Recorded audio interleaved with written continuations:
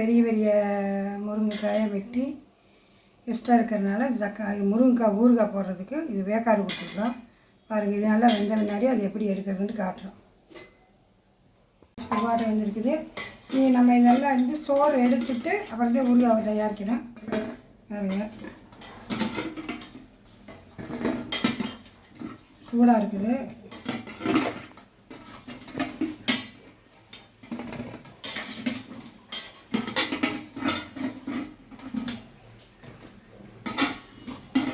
அளவாக செஞ்சு இது பண்ணிக்கலாம். ரொம்ப ஊறுகாய் போட்டு வைக்கிறவங்களா இது தாங்காது. ஒரு மாதம்தான் இதுக்கு இந்த ஊறுகாய்க்கு.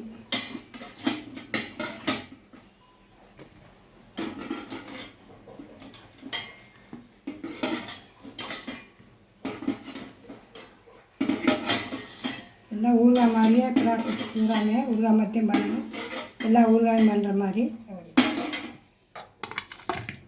பாருங்கள், இப்படி வெந்திருக்குது. இது எடுத்து இதிலிருந்து சோத்தை எடுத்துடணும்.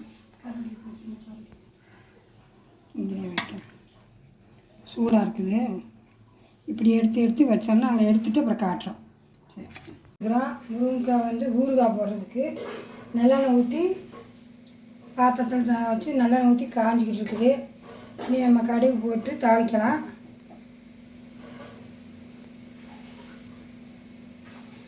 சும்மா கடுகு கொஞ்சமாக போட்டால் போதும். ஏற்கனவே இதை போட்டிருக்கிறதுனால உணிக்கி வச்சுருக்கோம். அதனால்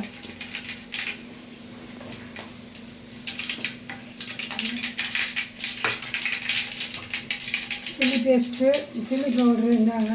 பவுட்ரு சில்லி பவுட்ரு கொஞ்சம் போட்டால் நல்லாயிருக்கும். அதனால் 5 வரமிளகாய் பிச்சு போட்டு அது கூட பூண்டு ஒரு 1000 பல் நல்லா பெரிய பல்லாக எடுத்து உரித்து கட் பண்ணி வச்சுருக்குது.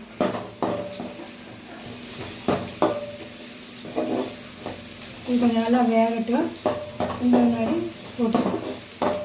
பூண்டு நிறையா போட்டால் பெருங்காயம் போட வேண்டியதில்லை.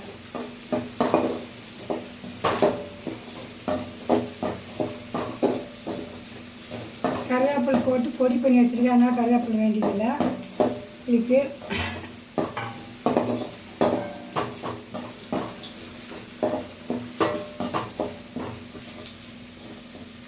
பூண்டுக்கெலாம் உப்பு போட்டாங்க சீக்கிரம் வேண்டியது. நறுக்குன்னு இருக்காது.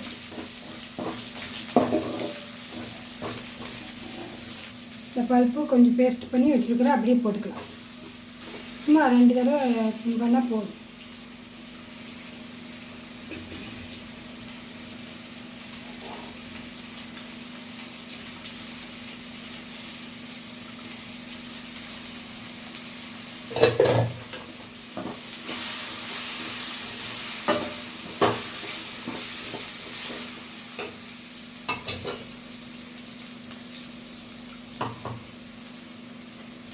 இது கூட கொஞ்சம் புளி தண்ணி ஊற்றிக்கலாம். கொஞ்சம் கொதிச்சு வரட்டும். அப்புறம் ஒரு நெல்லிக்காய் அளவு புளி எடுத்து ஊற வச்சு கரைச்சி வச்சுக்கலாம். புளி தண்ணி மட்டும்தான் ஊற்றணும், வேறு எதுவுமே ஊற்றக்கூடாது.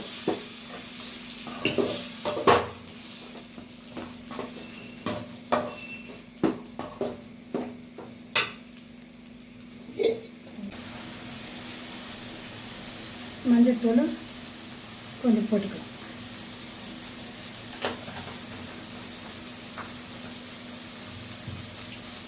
மிளகாத்தூள் வீட்டில் அரைச்சது, கலர் கம்மியாக இருக்கும். 2 ஸ்பூன் மிளகாத்தூள். நம்ம ஏற்கனவே வத்தல் மிளகா கிள்ளி போட்டிருக்கிறோம். அதனால் 2 ஸ்பூன் மிளகாத்தூள்.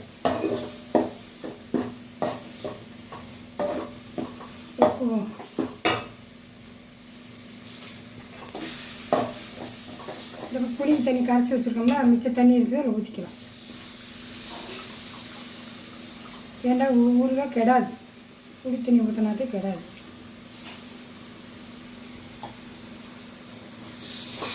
புளி தண்ணியோட சரி டேஸ்ட்டாக அது மாதிரி ஆக்கிடணும். வேறு எந்த தண்ணியும் ஊற்றக்கூடாது. இதே எண்ணெய் பிரிஞ்சு வரும்.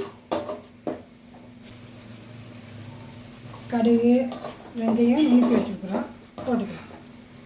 இது போட்டால் தான் அது டேஸ்ட் கிடைக்கும், ஊறுகாய் டேஸ்ட் கிடைக்கும்.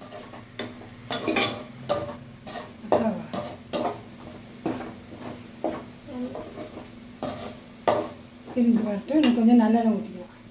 ஏற்கனவே நல்லெண்ணெய் ஊற்றணும். இப்போ கொஞ்சம் நல்லெண்ணெய் ஊற்றிக்கலாம். மேலே ஊற்றினா நல்லா இருக்கும். சிம்மில் வச்சு ஒரு 5 நிமிஷம் வேகட்டும். அப்புறம் காட்டுறேன்.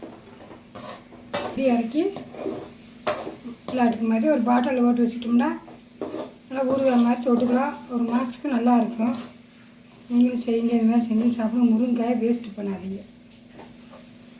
கிடைக்கும்போது செய்யுங்க. உடம்புக்கு ரொம்ப நல்லது. செய்யுங்க.